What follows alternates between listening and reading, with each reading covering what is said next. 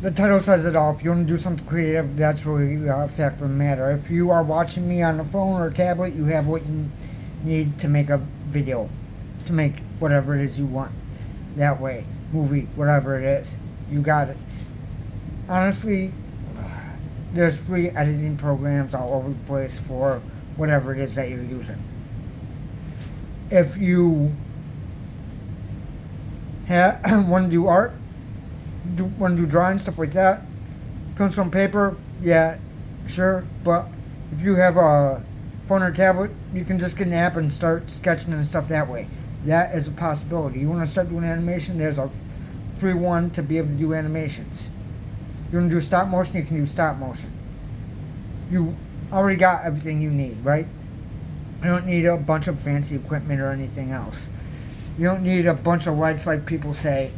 I'm using one right now, but I didn't start using it until after I started for a bit. I've already done over 3,000 videos. I know they aren't on this one, but that's fine. I just started doing the other ones, so they're over there. But I have a phone stand. When I started out, I didn't have a phone stand. I didn't have the light either. I still shoot stuff without the light. The only reason I have it is because it's too dark in this area that I'm in. If it wasn't for that, and if a lamp was better for this area, I'd just have a lamp instead. You know what I'm saying? That is what it is. So,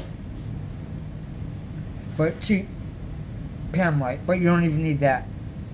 You can use natural light, anything else.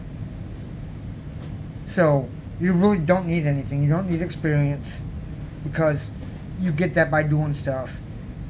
You don't need to pay out for a lesson. You can just look up a tutorial online. There's so many of them nowadays. It's almost a guarantee that there's going to be one for whatever it is you want to do. There you go. And you don't need to make something long. Start with something short. Start with something on the smaller scale. That way you can find out if you like doing it or not. But as far as doing the creative stuff, you don't need to know what you're doing. Outsider art exists. It has for years. That's basically a nice term for people that were never trained to do it, that just went for it, right? Usually that's how it's kind of presented. So there's something out there for everybody, and what I mean by that is, alright, whatever it is that you want to see done, do it in the way that you want to see it done.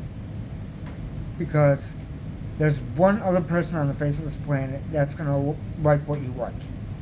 Chances are it's a bit more than that, but at least one. There's so many people on the face of the planet that that's the case. If you don't want to believe it, that's fine, but it's the truth of the matter.